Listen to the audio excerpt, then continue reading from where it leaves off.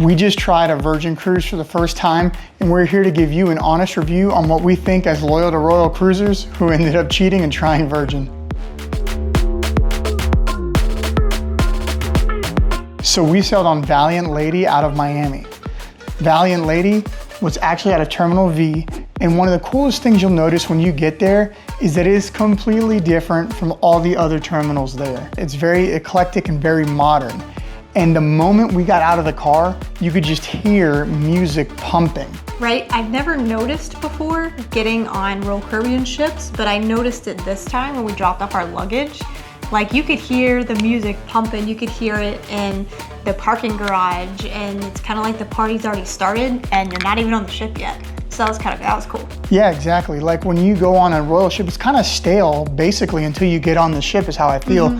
You go from your car, you go stand in a stale line, you go through a stale security thing, you wait in this cattle line to get called to one of these service desks to get checked in. You know, you're just going through what appears to be somewhat normal port. This was a completely different experience. From the moment we got there, the music was pumping, everything was modern, people were excited, the people were really trying to hype you up, you ready for a good time, and the decor inside the terminal was even really nice. Like, you didn't feel like you were just in a port terminal. Right, the only thing that I could compare it to is if you've gotten to go out of Royal Caribbean's newest terminals that they just built. That's the only thing that's close. Like, I've never wanted to do a photo op in a terminal until we're going up the escalator, and I was like, get your camera ready, because we would want to do a picture in the terminal. It was very, very modern. Yeah, another neat thing was they had a ton of places there to check in. It wasn't just like one or two spots, where even the last time when we sailed on Independence of the Seas, we were in a junior suite, so we were able to use their priority check-in. And even that took significantly longer than with Virgin, because they had like 25 to 30 people checking people in fast. And that didn't include the people who pre-checked in. Virgin is very strict on, they will not let you in until your time, but if you're there early, they'll pre-check you in, give you your bracelet, and then they have an option to shuttle you to the shops to go shopping around.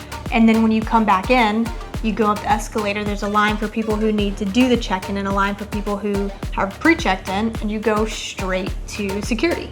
Right, which is really cool. So already Virgin was off to a great start. So once we got our wristbands, we breezed through security and made it onto the ship, where the party vibe really just kind of continued.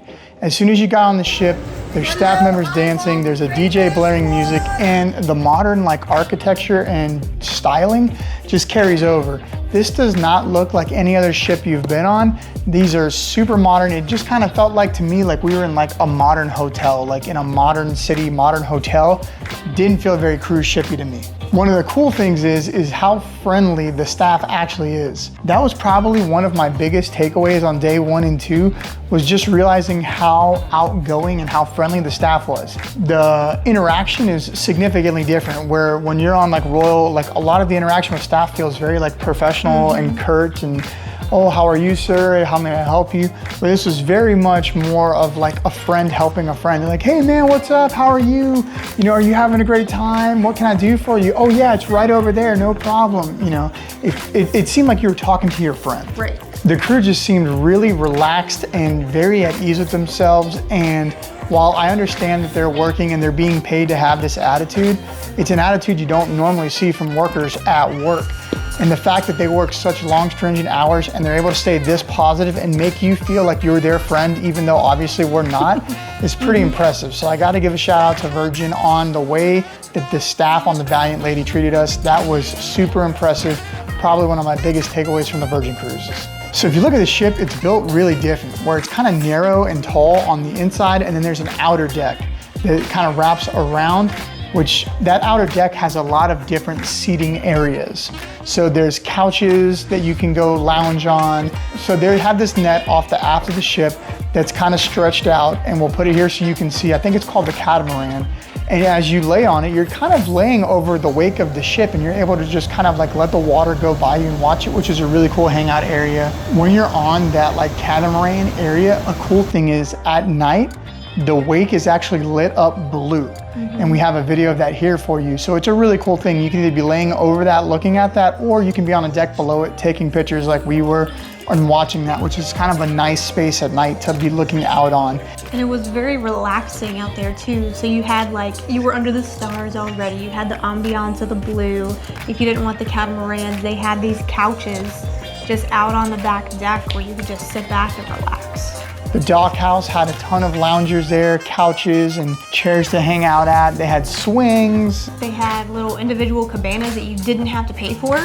Yeah, that which was interesting because on Royal, they would charge you. Yeah, on the pool deck. Now they did have cabanas that you did have to pay for if you wanted to like rent them out, but they probably had what, 20 or 30 private cabanas just overlooking the ocean all around the pool deck.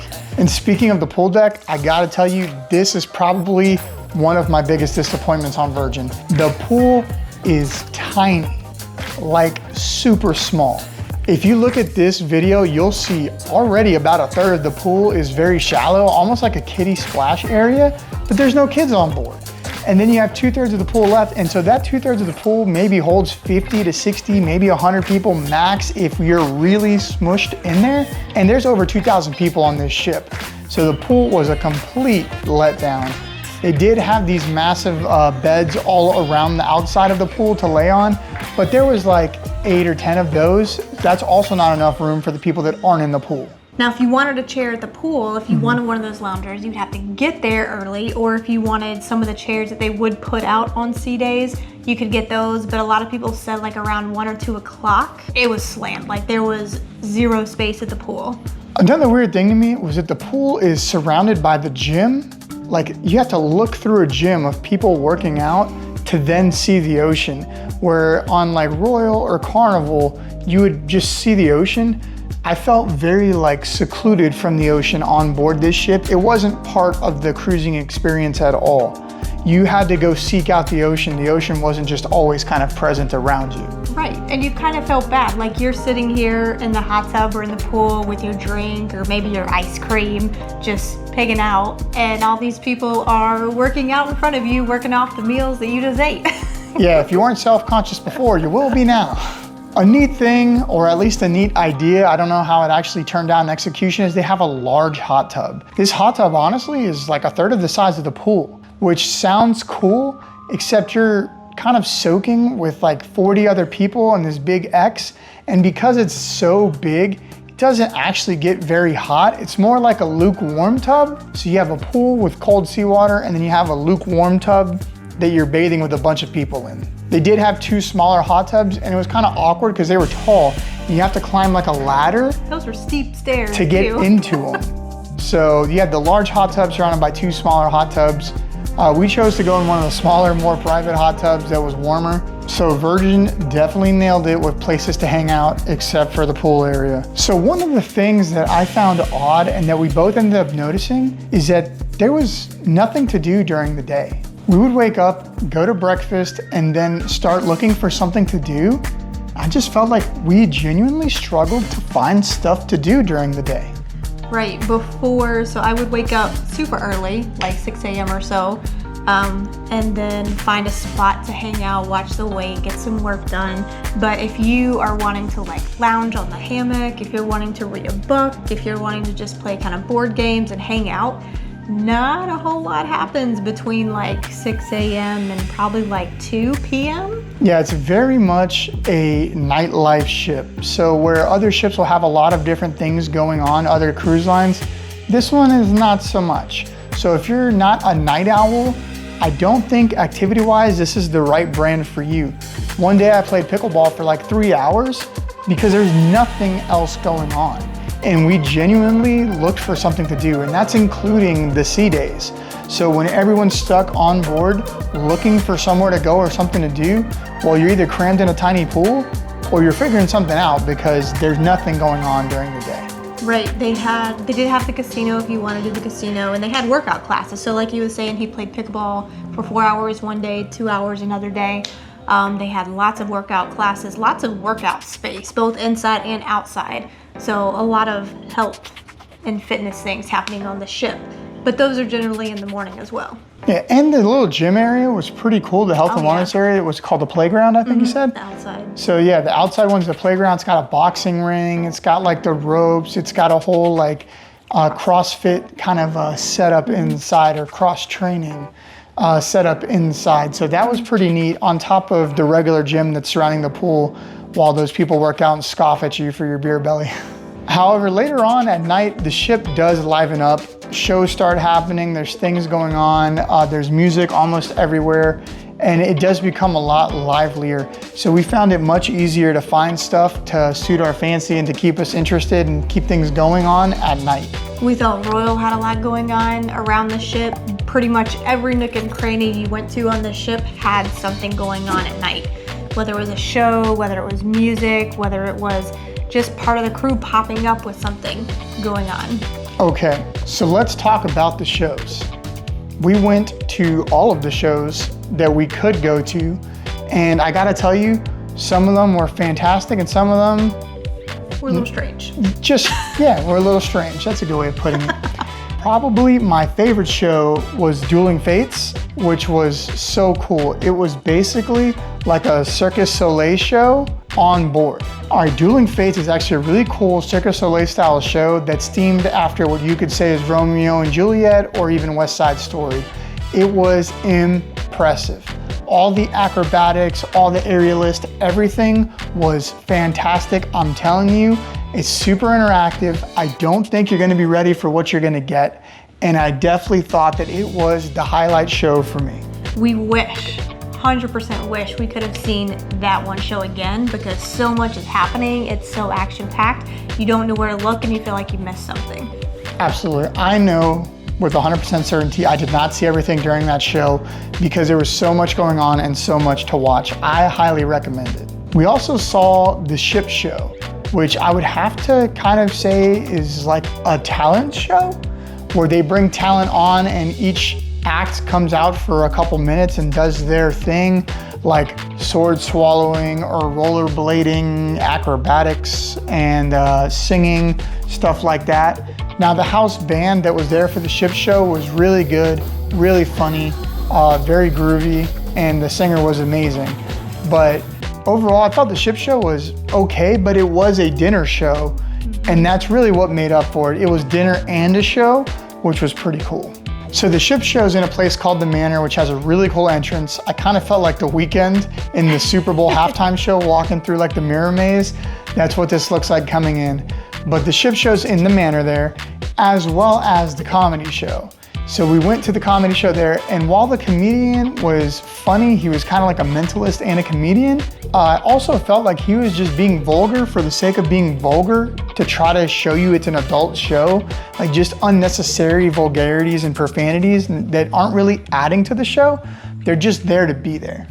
Right, and I mean, that could have been his personality. I did enjoy the fact that it was an adult-faced comedy show. So like, we've been into other shows where the comedian has to do both a family-friendly and an adult side, but it was still kind of pushing it too far on the other ships. This one was, you could definitely tell it was adult-facing. So there's a show in the Red Room, which is their main theater, called The Misbehave Show. And it's kind of a play on words. It's misbehave, not misbehave, as one word. That show was super engaging, super fun. It was early on in the sailing, which really helped like break the ice and start that party atmosphere, making people comfortable with each other. And I gotta tell you that Misbehave and her friend Flexi Lexi were amazing, hilarious, great time. Another super vulgar, but this time it was not forced. It was just her being her.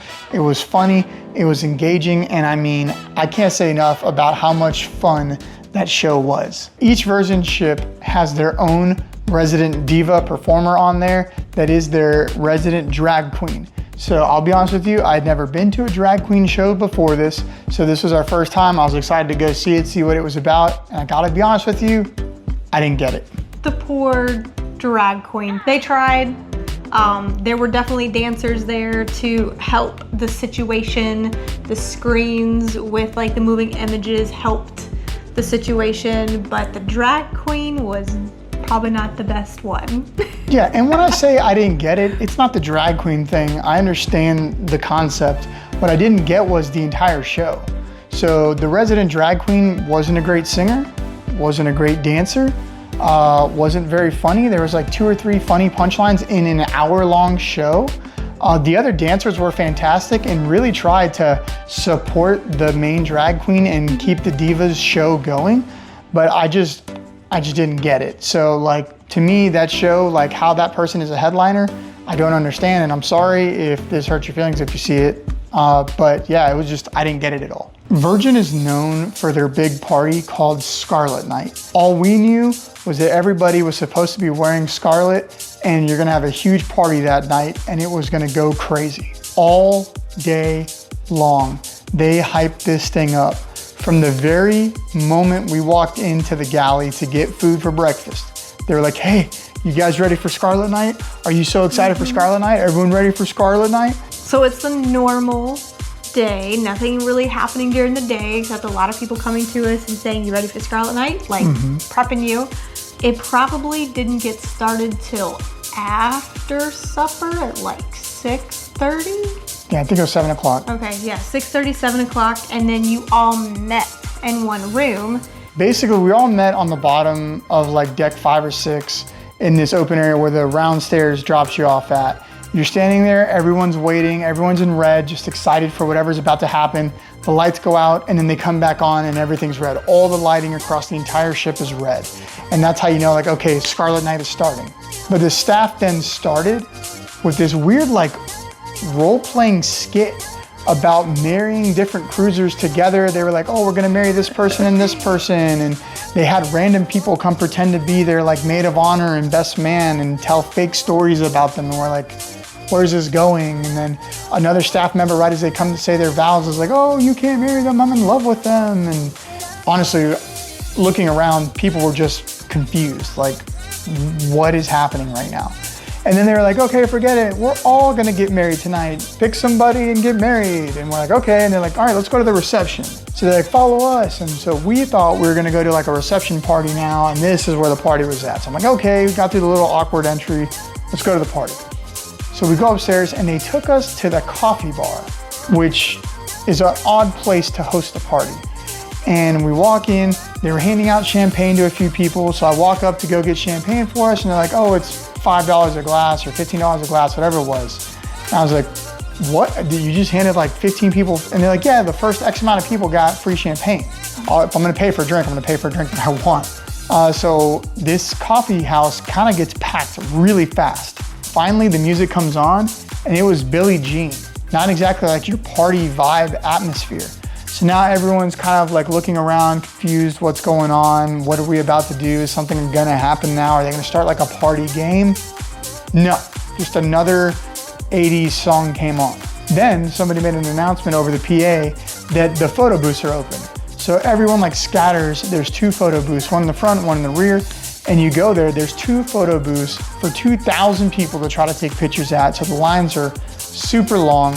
You finally get there and you get this cheesy photo of you saying that you were there for Scarlet Night after like a 30, 35, 40 minute wait to take a picture at the photo booth. Realizing there was nothing going on and trying to figure out what was happening right now with Scarlet Night that we've been hyped up for all day, we decided to go see the show that night.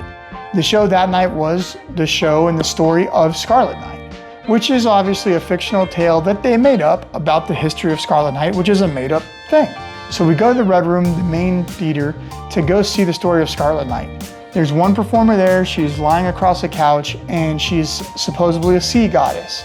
The entire show is just her singing and telling you the story of Scarlet Night by herself right there. There's no dancing, there's no backup dancers, there's no light show, there's no production to this at all.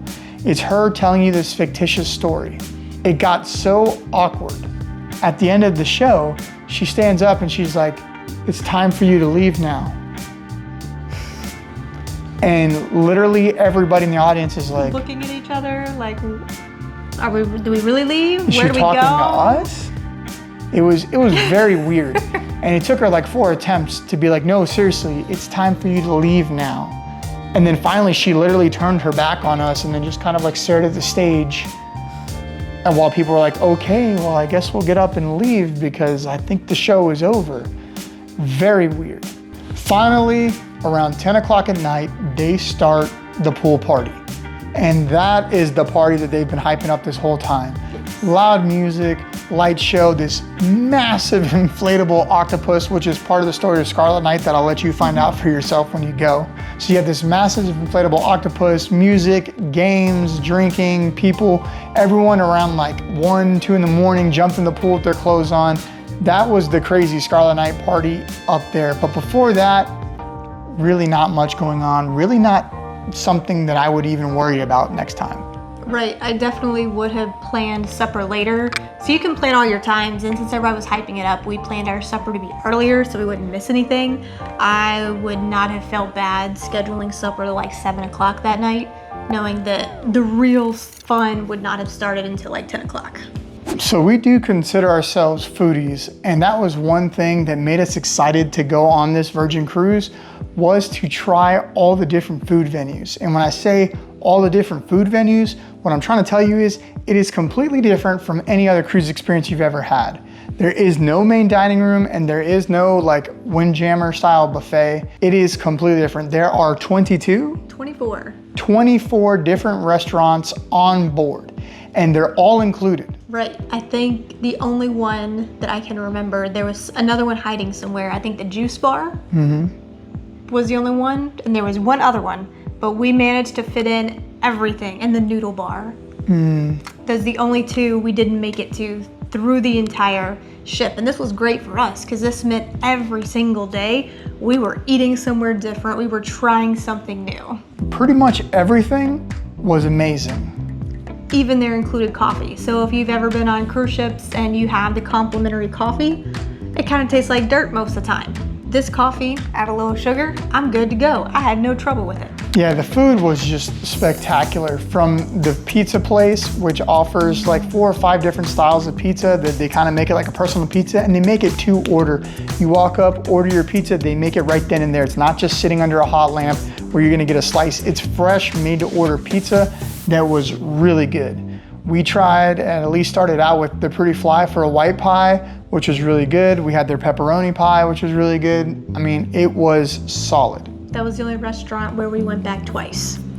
They have the ice cream shop, Lick Me Till I Scream. What did you think of the ice cream? It was really good. So it's important to like note that most of the flavors stay the same, but then they'll have like 1 or 2 specialty flavors of the day. And once those are out, they're out. They don't make multiples of them. So I remember the, oh my gosh, second to last day, we were able to get one of the last bits of the specialty ice cream. And it is so creamy. I did like 2 of the restaurants more than the others. Razzle Dazzle was one of my favorite restaurants. I had the slow cooked lamb shank and the pork belly, which was like melt in your mouth. Phenomenal. Amazing. Both of them. I would have gone back the next day and had the exact same meal. I also really enjoyed the Wake, which had like a bone marrow and another slow roasted meat that was just out of this world. It was outrageous. Those 2 are probably my favorite restaurants. What about you? So we started out at Gumbay, and that was a really good choice for us. We kind of did that on accident, but you get seated with 6 other people at a table, so you get to meet people in a fun way. They made games. So the food, it was okay. It wasn't fantastic, but the atmosphere and kind of meeting people that first day was really cool. My favorite had to be the Pink Agave, which is the Mexican restaurant, and everybody always talked about it. Everybody always says, have you been to Pink Agave? Have you gone? We hadn't gone yet. That was our final night, and I wish we could have done it twice, and we should have started there. So their tacos are absolutely amazing. Their chocolate caramel tacos, and for that dessert, try it. You won't regret it. And I know she says we should have started at Pink Agave, but I disagree. I think starting at Gumbay was good. What was cool is that you started at a table with 6 people that they just kind of sat you at, like you didn't have a choice with who you were sitting with, but they broke the ice with a free game and some free sake that kind of made you interact with each other, that break the ice. You get to meet some new people. With Virgin, you can scan like a QR code and you can now communicate with that person across the ship. So already you've got friends on night 1 that you didn't know going into it by doing this. And the meal was good. It wasn't her favorite, but I'm not saying it was bad. I'm telling you, it was good. The food was good. Everywhere on board had really good food, except for one, which I really do want to cover now. But it was neat, it was a different experience, and it got you connected with some people that we ended up hanging out with at other shows and throughout the ship. So I thought that the concept of Gung Day was really cool. Okay, the only restaurant that was not my fave, that was just not good, in my opinion, is Test Kitchen. So Test Kitchen is a Michelin star chef's restaurant, apparently, where they make this fancy menu. It's set, you have no choices here. The only choice you get is what menu you have. So halfway through your sailing, they swap from menu A to menu B. So when you are making the reservations, you want to see what's menu A, what's menu B, and see which night you want to book, because they'll tell you what they are so you can pick which menu has more things you might like. So we went with menu B. To me, the reason I didn't like Test Kitchen is because it wasn't so much about the quality and flavor of the food, as much more about like the presentation of the food and more of trying to make it more of an experience. So while the food was outrageously good in other restaurants, this food was subpar flavor-wise, but just presented cool. Yes. And what I mean by that is, so the first dish we had was called corn. And it looked like a corn on the cob that was cut in half 2 ways and then sitting on your plate. And when you go to cut it with your fork and knife, it actually ended up being more of like a hummus that they were calling a parfait, but it was a hummus made of corn. And then it had popcorn, like flakes on the side, and like some kettle corn. So it was corn 3 ways. Those 3 things don't really go together. And then you're supposed to spread this hummus on like bread and eat a cornbread hummus. It was very strange. It was very strange. The experience of cutting into it and realizing it wasn't a corn on the cob was really cool. That's about it. Then they brought you like 3 different style beets, which was odd. Fantastic. If you like beets. So if you're one of the other 4 people that like beets like her, then yeah, it was probably fantastic. I couldn't eat it. Then they brought out your meat, which was like salmon, or you could have tofu, or what did you have for your meat? I don't even remember. That's how memorable it was. I remember the experience. I do not remember. I think it was lamb, which definitely was. I felt bad for him because we had just had Razzle Dazzle the night before with that lamb, and then we had this lamb, and we had such high expectations, and we were let down. To say the least, we were underwhelmed. And it's a 4 or 5 course meal, and after 90 minutes, we'd only had 1 course. It got to the point where we told the manager, we were like, hey, like, could you speed this up? Like, I don't want to be here for 5 hours for dinner. And so we had to interject to get our meals coming out at a decent pace. So if you were going to skip one restaurant, I would vote to skip Test Kitchen. Not really worth it in my opinion. Now, instead of a buffet, you do have a place called the Galley. And while it's not a buffet, it's not a buffet. So there's just a bunch of different style counters that you can walk up to that are like individual restaurants. There's a bento box place, there's a sushi bar, there's a taco bar, there's a rice bar, there's an Americana kind of like sandwich bar, there's French pastries and sandwiches, a bagel bar. Salad bar. Salad bar, yeah. So a bunch of cool different areas to go get something different. So you walk up and you're not serving yourself. They're serving this food to you, or in some cases preparing it and then giving it to you. And then you just take it to a table and go sit down. So very food court-esque, except not food court quality. It was much better than being at a food court. The food on Virgin was fantastic, with the exception of Test Kitchen, in my opinion. I hate to say this, but man, if I ever wanted to go back on a cruise ship for the food, I'm going to Virgin. Like, we walked those stairs so we didn't gain 10 pounds. That's how much food we ate, and every bite was amazing. Even at the dock house. Remember the tapas at the dock house? Oh man, yeah. So we kind of giggled. His aunt called us on the ship and said, you have to go eat the tapas at the dock house. And the dock house tapa time ends at like 4 p.m. in the afternoon. It's a very random time. So we ran back from one of our Bimini excursions, plopped down on the couch, and ordered these tapas. Yeah, the octopus was so good. I highly recommend it. If you're into seafood, they have like this spicy salsa on it. So good, so fresh, not chewy at all. Very, very good. I ended up ordering more because it was so good. So to wrap up the food section, let's talk about drinks real quick. The drinks were surprisingly reasonably priced on this ship. You know, where these fancy cocktails on land sometimes can be $18, $20 at a nice restaurant, this was way cheaper than that. Most of them were ending up in like that $9 to $12, $13 range. Sometimes you'd be in a $14 range, but I feel like that's super reasonable for cocktails nowadays or for mixed drinks. And the drinks were really, really good. Right, we didn't have one bad drink the whole time. We didn't have any weird mixes, so sometimes people get mixes off and you're either really shocked or really let down. Like, every drink was fantastic on this ship. And what's really cool is you basically have two ways to get drinks on Virgin. You can either pay for a bar tab ahead of time, and then basically you have a prepaid set amount that you've paid for. And normally if you prepay for drinks, they'll give you a bonus. So like if you put out $200 on a bar tab, they'll give you $20 or something like that. And then when that $200 runs up, now you're just paying by the drink, right? Or you can just buy it as you go. We chose to just buy as we went, and it's super convenient. Basically, you go up there, the little bartender scans your bracelet with his phone, and that's it. And one of the cool things is there's no receipts and there's no tipping. Everything's already included, which I really wish all the other cruise lines would go to. Virgin takes care of the bartender, so you don't have to. Another cool experience we had is one of the bartenders there considered himself a mixologist, and he was very, very into his craft.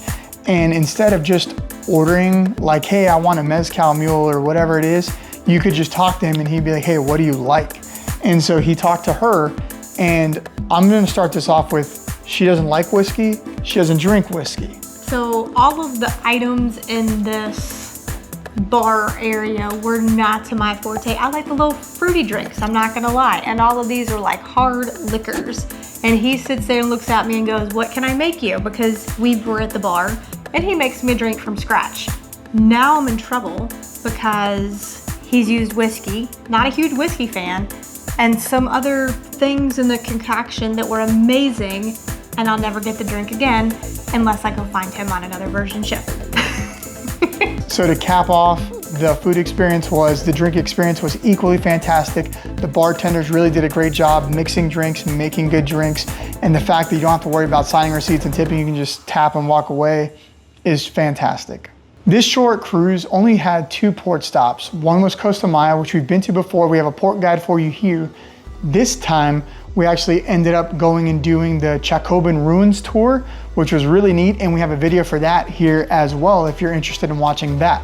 We also stopped at Bimini, which was our first time going to Bimini, and we do have a Bimini tour video for you here, including the beach club. But just to do a quick overview before you go watch that video, Bimini is tiny, there's not a lot to do there, go to the beach club. And if you wanna know what the beach club involves or what we did in Bimini, watch this video here, it'll give you a much better idea. So something else cool about the modern styling of Virgin was the room. It is very technologically advanced. You're using your bracelet to get in the room, and that's how it activates the door, so that is your key card. But once you get in, there's like a touch screen to either call your person to come service your room or to put it on Do Not Disturb. The blinds would automatically open, and everything is controlled by a tablet, which is really cool. And if you want to understand what that actually looks like and how the tablet works, if you're going on a cruise and you're excited, we have a video for you here about how the tablet actually works. And if you're interested in seeing what these rooms actually look like, I have a full room tour for you right here. So the room was super modern, super elegant, and I thought the one thing that Virgin just crushed and knocked out of the park was that there were plugs everywhere. If you were looking to plug something in, there was a plug everywhere, light switches everywhere, very easy to get to. Your bed converts to a couch if you want to have people over and have more of like a party vibe atmosphere there. Really cool room setup. The only place that you don't have a plug is in the bathroom. It's kind of weird if you're wanting to do your hair, ladies, but there's plenty of plugs throughout the room, so don't even worry about it. And one more fun thing is that if you do have a balcony room, every single balcony has a hammock, which is really cool. We normally bring our own hammock when we have balconies on Royal and string up our own hammock, but this one had its own, which was really cool. Now the way the hammock's set up, it's more of a hammock chair than like a lounging laying hammock, but still a really nice addition and really cool. And I took a wonderful nap in it. So if you're like her and you have to work while on board, or maybe you're just a person that doesn't want to disconnect and you're wondering what the Wi-Fi is like on board, what would you say the Wi-Fi was like? Because I know you had to work on board. They nailed it. I would say 10 out of 10. Your cruise fare comes with regular Wi-Fi. It comes with just the basic, everyone in your cabin gets it. So he had it, I had it. We didn't have to pay anything extra. I had read that the streaming wasn't so well with the basics, so I tried it out. It was kind of glitchy. So we did upgrade one device only for premium, and we could swap it between us both through all different devices as we needed. And I had zero trouble making conference calls, conference videos, no troubles whatsoever. So 10 out of 10, they nailed the Wi-Fi, and it wasn't weak in the room and strong somewhere else. The connectivity was flawless across everywhere on the ship. Yeah, and that seems to be a common complaint on Royal ships, is that even though they do have Starlink, the connectivity isn't the same everywhere. A lot of times in the cabins, your connectivity is so bad. You know, I've actually have pictures of speed tests where I have 0.01 megabytes, which is just laughable. It's basically you don't have internet even though I'm paying for internet. Where here, the speeds were super fast all the time and the connection was stable and strong everywhere we went. So to wrap this thing up, let's go through and kind of rate the different things. So the staff, I'm gonna say the staff was a 10 out of 10. What do you think? Oh, 100%, 10 out of 10. High energy, friendly, like you've known them your whole life, very helpful, not one unhappy person the entire time. On the ship styling, I'm gonna give it like an 8 out of 10. And the only reason I'm giving it an 8 out of 10 is while it was super modern and fancy and cool looking, I just didn't like the layout. The layout felt very compartmentalized, like different blocks or rooms that you have to walk through to get to. And then the pool area was a big flop for me, just an epic fail with the size of the pool and the fact that you're looking through the gym to get to the water, not my best. So 8 out of 10. What about you? I guess 8 out of 10 does sound good. 8 out of 10, okay, yeah, so nice styling, just a couple things could have been done better. All right, food, 10 out of 10. 10,000, like it doesn't even compare. More than 10 out of 10, like cannot rate. Off the charts. So entertainment and shows, give me your thoughts and a rating. I would say a 7.5 out of 8. Okay. Of course, the Dueling Reality, that show, the Cirque du Soleil show, should be on every ship. That was amazing. The venues being small and a lot of the actors coming in and interacting with you, fantastic. The different style of shows, not my fancy. Dual Reality is probably a 10 out of 10, if not a 12 out of 10 on its own. It is a standalone epic show. As far as all the other shows go, I was like 5 out of 10. Like some of them were good, some of them were not good, some of them were okay. I just really wasn't impressed with the shows on board other than Dual Reality, which was fantastic. But yeah, these were just not my style. And I know they put a lot of effort into them, but 5 out of 10. So let's wrap this thing up. What's your overall score for Virgin? 7 out of 10. 7 out of 10. The part that bumps it over kind of the 6 would be the food, the Wi-Fi, the no kids and relaxation that we probably haven't mentioned yet. But I didn't like how kind of closed off everything was. I didn't like having to go through and fight for my reservations to go eat. And I didn't like how some of the shows were kind of weird and the casino was small. Yeah, those are all great points. I would probably give it a 5 out of 10. And it's for the same reasons. While there were things that were outstanding, the service, the drinks, the food, right? The other sides, like the quality of the shows and having to fight for stuff, the lack of things to do, the small pool, stuff like that, those are all just kind of cons to me. And I just didn't feel like it was really my style. Are you still loyal to Royal or are you switching to Virgin?